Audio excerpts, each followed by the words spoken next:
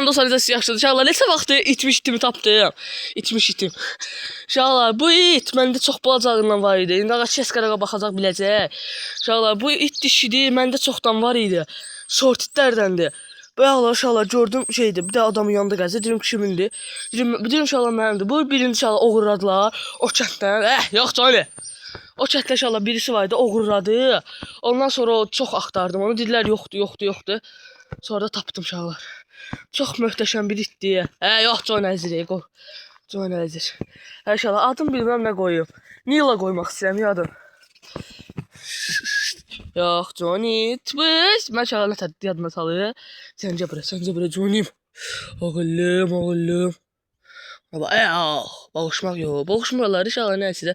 Ayda da çox qəşəng olub ancaq.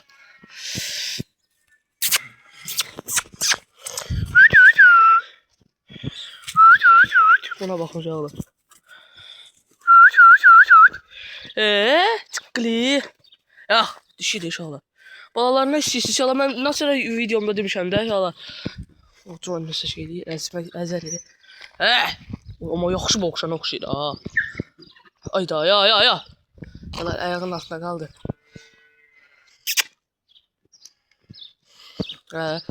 Uşaqlar çox qəşəng bir itdir. Çıbış. Çıbışım. Yox, Johnny otur burada. Johnny bu bir yerdə saxlaya bilərəm. Johnny ma. Sıkı şeydi inşallah. 1 yaşı var. Məndə onda 6 aylıq biraz az idi. Gör neçə vaxtda içmişdi, indi tapılıb.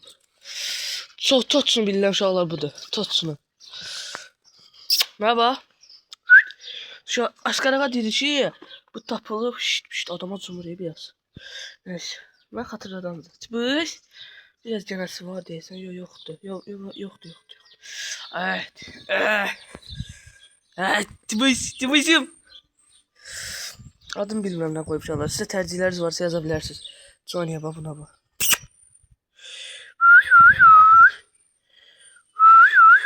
Johnny nə boydadı, buna boydadı.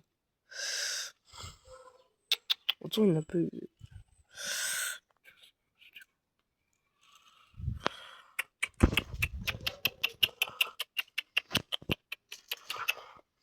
Hadi oyun sen de sizler geçsen ki oynamak istedim.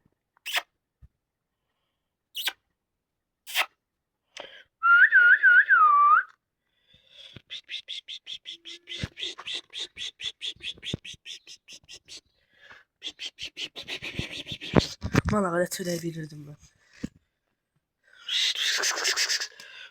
Dağınca. İnşallah neyse bu videomuzda bu kadar. Bundan sonra da inşallah bu it qayıtmasa, başka bir yere yine uğurlanmasa bununla da videolar gələcək inşallah. Çox möhtəşəm olacaq. Bunu bir sürü məndən nə qədər adam istəyir. 4-5 dəfə adam istəyirdi məndən. Amma mən yox deyirdim. Hay Allah neyse sağ olun, salamat qalın. Yeni itin şərəflərlə kanala abone olmayı unutmayın. Sağ olun.